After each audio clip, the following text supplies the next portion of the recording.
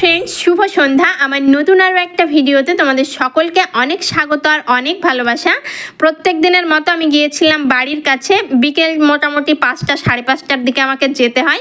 ओई टाइमे मिस्त्रिदेर काज शेष हय, तारपरे किन्तु आमि घरटा सुंदर करे लक करे तारपरे चले आसि बाड़ी। आर आसार पर आमार मुड़ी खाওয়ার इच्छा हय। एदिके आमि दुदिन धरे नोटिस करछि गत दुदिन धरे मुड़ी शेष हये गेছে, तो प्रत्येक दिने आमि टाकाटा नियेई बेरोई जे फेरार पथे आमि मुड़ीटा निये आसबो, बाट आमि प्रत्येक दिन भूले जाई। तो आजके आर भूलिनी, देखो मुड़िर पैकेटटा किने निये चले एसेछि आर एसेई आगे এই যে একটুখানি বানিয়ে নিয়েছি লাল চা আর তার সঙ্গে মুড়ি। তোমরা তো জানোই মুড়ি আমার কত পছন্দের, মনে হয় যেন একটা দিন ভাত না হলেও চলবে, বাট মুড়ি না হলে চলবে না। আর আমার ছেলেটাও না হয়েছে ঠিক আমারই মতো, মানে মুড়ি খেতে ও প্রচণ্ড ভালোবাসে, ওরও নাকি খুব ভালো লাগে। তো নিয়ে চলে এলাম মুড়িটা ঘরে, এখন বসে একটু রিল্যাক্স করে খাবো। মানে বিকেলবেলা করে গিয়ে ধরো যেগুলো আগের দিনে গাঁথনি বা ঢালাই হয় সেগুলোতে জল টল দেওয়া এই করতে গিয়ে না মানে পুরো টায়ার্ড হয়ে যায়। বাড়ি এসে একটুখানি আরাম করে শুয়ে বসে তারপরে মনে হয় যে না এবারে ঠিক আছে। তো তারপরে আমি একটুখানি আহিলকে লেখাপড়া করিয়েছি। আর এইখানে দেখো একটা নতুন রেসিপি, মানে মিষ্টির আইটেম, যেটা আমি ট্রাই করছি প্রথমবারের মতো। অনেক দিন আগে মোবাইলে দেখেছিলাম, তো ভাবলাম চলো বানানো যাক। এর রেসিপিটা আমি আলাদা করে দিয়ে দেব, যেই কারণে এই ভিডিওতে আমি দিলাম না। আমি যদিও জানি না রেসিপিটা কেমন হবে, যদি রেসিপিটা পারফেক্ট হয় তবে খেতে কিন্তু ভীষণই সুন্দর হবে। তো সেটাই আমি সন্ধ্যাবেলায় একটুখানি জোগাড় করে রাখছিলাম। আমার মনেই নেই যে দুধ নেই, তো যে কারণে আমি ভেবেছিলাম রাত্রেই বানাবো। তো রাত্রে আর বানাতে পারিনি, সমস্তটা গুছিয়ে মানে দুধটা অ্যাড করতে গিয়ে দেখি যে আরে যা দুধ তো নেই, সব দুধের আমি ছানা কাটিয়ে নিয়েছি। তো আবারও এটাকে আমি ফ্রিজে রেখে দিয়েছি, ভাবলাম যে কালকের দুধটা দেবে তারপর আমি সকালবেলা করে মিষ্টির আইটেমটা বানাবো। তো যাই হোক, সকালবেলা ঘুম থেকে উঠে চলে এলাম বাড়ির কাছে। আর বাড়ির সামনে থেকে লুকটা দেখতে কিন্তু বেশ ভালোই লাগছে, যদিও এখনো ডিজাইনের কাজ পুরো কমপ্লিট হয়নি। পুরো ডিজাইনটা হলে তখন বোঝা যাবে অ্যাকচুয়ালি কেমন লাগছে বাড়িটা। আর এই দিকে এসে ঘরগুলোকে আমি যতই দেখি আমার মন ভরে না, মনে হয় যেন আমি এখানে এসে বসে থাকি। আর এটা এত সুন্দর করে আমি পরিষ্কার করেছি। এখানে বসা কেন, এখানে একটা বালিশ নিয়ে এলে কিন্তু শোয়াও হবে এরমভাবে, একটুও ধুলো ময়লা মানে কোথাও কিচ্ছু নেই। আর এইদিকে আমি একটা দেখো এই জানালাগুলো সবচাইতে নোংরা হয়েছিল, এগুলো আমি সকালবেলা এসে আরেকবার মুছে দিলাম, কেননা রাত্রে বৃষ্টি হয়েছে। আর তারপরে তোমার ওই জলের ছিটা লেগে না পুরো ধুলো হয়ে গেছিলো। এই যে গেঞ্জিটা, এটা এখানেই আপাতত এর স্থান পেয়েছে, কেননা এটা দিয়েই আমি এখানে ঘর দৌড়টা একটু মোছামুছি করি। আর আজকে চলো আমি তোমাদের কিচেনটা দেখাবো। কিচেনের কাজ অনেকটাই কমপ্লিট হয়ে গেছে। আর এইদিকে এই যে বারান্দা নয় সরি, ডাইনিংয়ের ওয়াল টাইলটা তো তোমাদের সঙ্গে শেয়ার করে দিয়েছি। আর এই দিকে রান্নাঘরে দেখো উপরের যে টপ, গ্রানাইটের যে টপ যেটা লাগাতে বাকি ছিল সেই টপটা কিন্তু বসে গেছে। আর এই দিকে আমি বিটটা দেখো ডাবল বিট দিয়েছি, এমনিতে সবাই কিন্তু সিঙ্গেল দেয়, মিডিলে একটা করে দিয়ে দেয়। তো আমাদের মিস্ত্রি বলল যে না দুটো দিলে দেখতে বেশ ভালো লাগবে, তো আমিও বললাম ঠিক আছে করে দেন। তো এই যে দেখো দুটো বিট দিয়েছে, দেখতে কিন্তু খারাপ নয়, বেশ ভালোই লাগছে। আর এইটা ব্ল্যাকের ওপর একটু সাদা টাইপের তোমার এই গ্রানাইটটা নেওয়া হয়েছে, যদিও এখনো পলিশ হয়নি, পলিশ হওয়ার পর কিন্তু আরো সুন্দর লাগবে এটা দেখতে। আর বেসিনটা নিয়েছি অনেক বড় মানে তোমার 18x24 বোধ হয়, ভীষণ বড় একটা বেসিন। আর এইখানে যে দেখছো গ্রানাইটের বর্ডার দিয়ে দিয়েছে। তো আমাকে না মিস্ত্রি দাদারা জিজ্ঞাসা করছিল, তো আমি না বারণ করেছিলাম যে না দিতে হবে না, কেমন লাগবে না লাগবে। তো বললো খুব সুন্দর লাগবে। তারপরে যাই হোক আমি রাজি হয়েছি। তো লাগানোর পর দেখছি বেশ ভালো লাগছে এটা দেখতে। আর আমার রান্নাঘরের টাইলসটা কেমন হয়েছে কমেন্ট করে জানিও কিন্তু। নিচে রয়েছে গ্রিন আর মিডিলে রয়েছে তোমার গ্রিন আর হোয়াইটের এই যে বর্ডারটা দেখছো। আর ওপরে কিন্তু একটা হবে হোয়াইট কালারের, পিওর হোয়াইট। তো সেই হোয়াইট টালিটা না শেষ হয়ে গেছে, দোকানদার বলেছে 10-15 দিনের মধ্যে এনে দেবে, যে কারণে একদম ওপরে মানে একদম টপে যে টালিটা দেখো সেই টালিটা কিন্তু এখনো লাগানো হয়নি। তবে বেশ ইউনিক টাইপের থালা বাসন চায়ের কাপ প্লেট এগুলো প্রত্যেকের রান্নাঘরেই দেখা যায়। আর এগুলো দেখতে না কেমন বোর লাগে, যে কারণে আমি থালা বাটিগুলো নিইনি। তো যাই হোক কেমন লাগছে কমেন্ট করে জানিও। আর এই যে প্লাস্টারে যে ইট কাটা ডিজাইনটা সেদিন তোমাদের সঙ্গে শেয়ার করলাম, তো এটাও হয়ে গেছে। এটা হবার পর ডাইনিংটা দেখতে কিন্তু আরও সুন্দর লাগছে।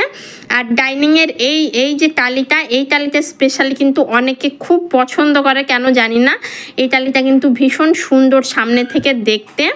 আর ওয়াল আলমারিতেও দেখো টালি বসে গেছে। কাজ বলতে রয়েছে তোমার রান্নাঘরের ফ্লোরটা রয়েছে, আর ডাইনিংটা, আর রয়েছে বাথরুমটা, তাহলে কিন্তু মোটামুটি কাজ কমপ্লিট। আর সকালবেলা এখানে বসতে না বেশ ভালো লাগে। তবে আজকে বসেছি চায়ের কাপ হাতে নিয়ে। এবারে ভাবছো আমি চাটা পেলাম কোথায়, কি করেছি বলো তো, মিস্ত্রিদের মানে চা দেওয়ার টাইমটা এমন হয়ে গেছে, ওই টাইমটাতে আমি একদমই বেরোতে পারি না। আমি তো বাড়ির কাছ থেকেই মোটামুটি আসি তোমার 10টা, তারপরে এসে রান্না বান্না সংসারের কাজ এই করতে করতে 12টা 1টা বেজে যায়। তখন মিস্ত্রিদেরও লাঞ্চের টাইম হয়ে যায়, ওরাও খাওয়া দাওয়া করে নেয়। এবারে ধরো চা দিতে গেলে আমাকে আবার 2টো 3টের দিকে যেতে হয়।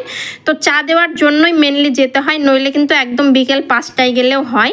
তো আমি বুদ্ধি করলাম যে ফ্ল্যাক্সেই তো চাটা থাকবে, চাটা ঠান্ডা হবে না, চলো নিয়ে চলে যাই।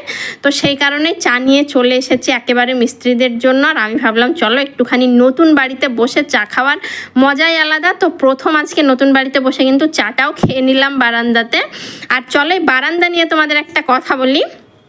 আমি যেখানে বসে আছি মানে ওই যে বারান্দার বক্সটা, তো ওখানে না হোয়াইট কালারের টাইলস লাগানো হয়েছে। আর তারপরে একটুখানি জায়গা বাকি রেখেছিল যে ওখানে গ্রানাইট দেবে। তো একদিন স্বাভাবিক আমার আসতে একটুখানি লেট হয়েছে, তো আহিলের পাপা ওখানে ছিল। আর আমাদের রান্নাঘরে দেখবে স্ট্যান্ডে যে মানে গ্রানাইটগুলো দেওয়া হয়েছে ওগুলো কিন্তু সাদা কালার, ওর মধ্যে একটু একটু কালো রয়েছে, মানে স্ট্যান্ডের কালার। আর ওপরে যে ওভেন রাখার যে স্ল্যাব করেছি, দুটো গ্রানাইট কিন্তু আলাদা করে নেওয়া হয়েছে। তো আমি এসে দেখি মানে মিস্ত্রি দাদারা এখানে গ্রানাইটটা কাটছে, তো সাদা কালারের গ্রানাইট। তো আমি যখন জিজ্ঞাসা করি যে এই গ্রানাইটটা কি হবে, তো বলে নাকি এই বারান্দার বক্সে এখানে লাগানো হবে। মানে শুনে তো প্রচণ্ড রেগে গেছে। আর আহিলের পাপাও বলছে হ্যাঁ ওখানে লাগিয়ে দিই। মিস্ত্রি দাদারা নাকি ওকে বলেছে ওই গ্রানাইটটা বেশি আছে, না লাগালে গ্রানাইটটা এক্সট্রা থেকে যাবে, নষ্ট হবে, সেই কারণে ও বেচারা লাগিয়ে দিতে চাইছে। এবার তোমরাই বলো, এই যে টাইলসটা তো আমার সাদা, এবার এর সঙ্গে যদি সাদা গ্রানাইট দেওয়া যায় তাহলে কি মানে ম্যাচিংটা খুব ভালো হবে না, দেখতে ভালো লাগবে। তো আমি গিয়ে বললাম না, কোনো সাদা গ্রানাইট ওখানে লাগানো হবে না। তো আবার সে অন্য একটা ব্ল্যাক কালারের ছিল, তো সেই ব্ল্যাক কালারের গ্রানাইটটাকে কাটিয়ে দেখতে পাচ্ছ লাগিয়ে দিয়েছে। আর দেখতে কিন্তু বেশ সুন্দর লাগছে। আর বারান্দাতেও কিন্তু আমি রান্নাঘরের মতো সুন্দর করে বর্ডার দিয়ে দিয়েছি। তো আহিলের পাপাকে না মানে যে যেটা বলবে, ধরো মানে নিজের ভালো লাগা খারাপ লাগার চাইতেও কেউ হয়তো কিছু বললো তো বলবে হ্যাঁ করে দাও, এরম একটা ব্যাপার। আর আমার কিন্তু একদমই সেরম না, মানে উল্টো বলতে পারো। আমার নিজের যতক্ষণে না পছন্দ হবে, দরকার হলে আমি আবার ভাঙিয়ে করব, তবুও কিন্তু করাবো। মানে কেউ ওটা বললো বলেই যে আমাকে ওটাই নিতে হবে তার কিন্তু কোনো মানে নেই। তো ভাগ্যিস আমি ব্ল্যাকটা দিয়েছিলাম, দেখতে কিন্তু বারান্দাটা খুব সুন্দর লাগে, বারান্দার ওই বসার জায়গাটা। তো যাই হোক, প্রচণ্ড উঠেছিল মেঘ, তো আমি আর বেশিক্ষণ দাঁড়াইনি, কেননা সব জানলা টানলা খুলে রেখে গেছিলাম। তো তাড়াতাড়ি করে এলাম বাড়ি। আর এই যে এটা না, এই ফ্রিজটা হয়েছে একদম আয়নার মতো, এখানে গেলেই আমার নাচতে গাইতে ইচ্ছে করে, তো সেটাই করছিলাম। আর বাড়ি এসে দেখলাম আপা ওখানে তোমার শাকের ডাঁটা আপাদের ছাদে হয়েছে, তারপরে পাকা কাঁঠাল, কাঁচা কাঁঠাল অনেক কিছুই দিল। তো সেগুলো আমি একটু সাইড করে রেখে চলো ভাবছি যে আজ রান্না বান্না কি করব। আমার মাংস ফ্রিজে রান্না করা রয়েছে, বাট আজ না মাংস খাবো না। ঈদের পর থেকে ওই মাংস মাছ খেয়েছি মাঝে, বাট ডিম একদমই খাওয়া হয়নি।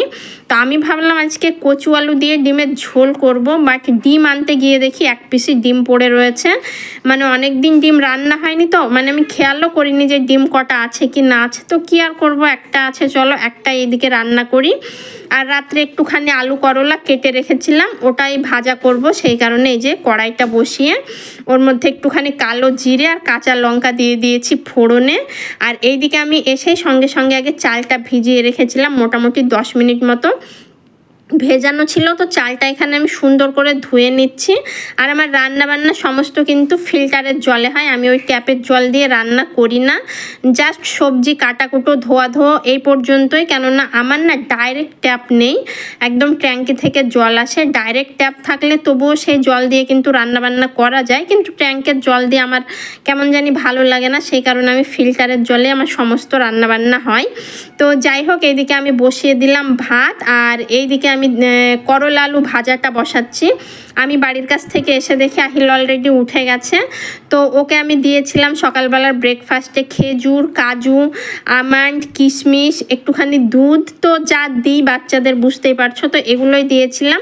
আর এইদিকে আমি আলু আর করলাটা একটুখানি হলুদ আর লবণ, লঙ্কা এসব দিয়ে একদম লো আঁচে রেখে দিলাম। চলো এটা আস্তে আস্তে হতে থাক। ততক্ষণ আমি ভাবলাম চলো পরের তরকারিটা কেটে নিই, মানে কচু আর আলু ভাজাটা হয়ে গেলে ওই কড়াইতেই ভাবছি আলু কচুর ঝোলটা বানিয়ে নেব। এইদিকে আমাকে ডাঁটা শাকটাও কেটে রাখতে হবে, কেননা শাক জিনিস আমি কেটে ধুয়ে পরিষ্কার না করে ফ্রিজে রাখি না। শাকটা আজ আর রান্না করবো না, ভাবছি কাল করব। এদিকে কাঁঠালটা দিয়ে গেছে, সেটাও কাটতে হবে। এই কাঁঠালকে দেখলেই রাগ, বিরক্তি যত যা আছে আমার মধ্যে সব বেরিয়ে আসে, কেননা কাঁঠালটা না ঠিকমতো কাটতে পারি না, তার উপর আঠা লেগে যায় হাতে, তো সেই কারণেই। তবে কাঁঠালটা আবার খেতে ভালোবাসি, কি জ্বালা বলো, মানে দেখলে বিরক্তি লাগে, আবার সেটা খেতে এত পছন্দ করি। তো কি আর করব, কিছু করার নেই, কাঁঠালটাও কাটতে হবে। এইদিকে করলা আলু ভাজাটা হয়ে এসেছে, তো ভাবলাম কচু আলুর তরকারিটা বসিয়ে দেব, তারপরে কাঁঠালটা কাটবো। আমার শাকটা কাটা হয়ে গেছে, শাকটা কেটে ধুয়ে আমি এদিকে জল ঝরতে বসিয়ে দিয়েছি। আর এইদিকে ভাতও অলমোস্ট হয়ে এসেছে। তার ফাঁকে দেখো আমি কাঁঠালটা কাটা স্টার্ট করেছিলাম, বাট এখনও কমপ্লিট করতে পারিনি। আপা এদিকে পুঁই শাক দিয়ে গেছে, কাটা বাছাই দিয়ে গেছে, আমি জাস্ট ধুয়ে জল ঝরতে রেখেছি। আর এই যে কাঁঠাল অর্ধেকটা কেটেছি, অর্ধেকটা রয়েছে। এদিকে আমার রান্না হয়ে গেছে, খিদেও পেয়ে গেছে, 11টা মতো বাজে ধরো। তো ভাবলাম যে ওইটুকু কাঁঠাল কাটতে এখনও আমার আধ ঘন্টা 1 ঘন্টা লেগে যাবে, তো আগে আমি ভোজনটা সেরে নিই। তো আহিল এইদিকে আমার একটা কাজে হেল্প করে। আহিল কি করে বলো তো, খাবারগুলো সমস্ত নিয়ে যাবে, সব পাতবে, আবার খাওয়া হয়ে গেলে খাবারগুলো নিয়ে এসে তোমার সুন্দর করে ঢেকে রাখবে। এটা কিন্তু ওর কাজ, বরাবরও এটাই করে। তো দেখো একদম গরম গরম ভাতটা নামিয়ে কিন্তু আমি 2 মিনিটও দাঁড়াইনি, জাস্ট ওভেনটা অফ করি আর সঙ্গে সঙ্গে নিয়ে চলে আসি খাবার জন্য। তো থালাতে বেড়ে নিয়েছি ভাত, আর এখানে তো আলু করলা ভাজা দেখেছো, তার সঙ্গে রয়েছে এই যে আলু, কচু আর ডিম দিয়ে ঝোল। আর মাংস বলতে এখানে 2-4 পিস পড়ে রয়েছে, আর একটুখানি ঝোল রয়েছে। আর এটা কুমড়োর সবজি কাল রান্না করেছিলাম, তো একটুখানি রয়েছে। সকালবেলা আমি আহিল একটুখানি করে খেলেই শেষ হয়ে যাবে। তো ফাইনালি খাওয়া দাওয়া করে চাটা যেহেতু সকালবেলায় দিয়ে এসেছি, তো চা দেওয়ার কোনো তাড়া নেই, সেই কারণে আরাম করে তোমার ঘর দোর গোছানো, ঝাড়ু দেওয়া, ঘর মোছা, জামা কাপড় কাচা, আজকে অনেক কাজ ছিল, তো সমস্ত কাজগুলো এক এক করে সারলাম। আহিলকে স্নান করানো। আর এই দিকে আমার প্লাজোটা দেখছো অনেকটা ছোট, কি করেছি বলো তো, প্লাজোটা না বড় ছিল, তো এটা পরে যেহেতু আমি বাড়ির কাছে যাই, তো পুরো তোমার কাদা জল ওখানে, তো পুরো প্লাজোটা ঠেকে একদম কেমন হয়ে গেছিলো নিচটা। তো সেই কারণে আমি দোকানে গিয়ে এই প্লাজোটাকে কাটিয়ে নিয়ে এসেছি। এখন না বেশ একটা স্কার্টের মতো তোমার লুক দেয়। আর এইদিকে আমার ছেলে দেখো ঠিক খবর পেয়ে গেছে, ও সেই ছুটতে চলে এসেছে আমাকে জামা কাপড়গুলো দেবে বলে। তো যাই হোক আমি মেলে দিয়েছিলাম, 2-1টা ছিল, আমাকে তুলে দিল। আর এইদিকে আমি জামা কাপড়গুলো সব ঘরেই দিলাম, কেননা প্রচণ্ড মেঘ উঠে গেছে। ওই যে সকালবেলা করে তোমার মেঘ উঠেছিল, তখন না বৃষ্টি হয়নি, আমি তো হুড়মুড়িয়ে চলে এলাম বাড়িতে বৃষ্টি হবে বলে। এসে দেখি মেঘটা কেটে গেছে, আবার দেখি এখন মোটামুটি 2টো বাজে, একদম ঘন কালো হয়ে মেঘ উঠেছে। সেই কারণে জামা কাপড়গুলো সমস্ত ভেতরেই দিলাম, নইলে ছাদে নিয়ে যেতাম। আর এখানে আমি দেখো চুলটা চিরুনি করছি। আমি না সব সময় চিরুনিটা একদম গেটের বাইরে গিয়ে করি, যাতে ঘরে না চুল টুল পড়ে। তবুও ঘরে এত চুল, মানে ঝাড়ু দেওয়ার সময় পুরো ঝাড়ুর মাথাতে চুলে ভর্তি হয়ে যায়, ঘর মোছার সময় তোমার পুরো নাতাতে চুলে লোড। আমি ভেবে পাই না এতগুলো চুল কোথা দিয়ে আসে। আমি যখনই চিরুনি করি চেষ্টা করি বাইরে এসে করতে, হ্যাঁ সেখানে 2-1বার ঘরে হয়ে যায়, তবুও মনে হয় যেন মাথার চাইতে ঘরেই বেশি চুল ছড়িয়ে ছিটিয়ে থাকে। তো যাই হোক কি আর করা যাবে, কিছু করার নেই। স্নান হয়ে গেছে, এখন বলতে পারো একটু ফ্রি টাইম, এবার রিল্যাক্স করে বসে একটুখানি মোবাইল দেখবো বা ভিডিও এডিট যা কাজবাজ আছে করব। আর এইদিকে আহিল বেটা ওর পুতুলগুলোকে নিয়ে আজ অনেক দিন বাদে দেখছি খেলাধুলো করছে, দেখতেও বেশ ভালোই লাগে। তো চলো আজকের ভিডিওটা এখানেই শেষ করছি, দেখা হবে নেক্সট কোনো ভিডিওতে। ততক্ষণ পর্যন্ত ভালো থেকো, সুস্থ থেকো, টাটা।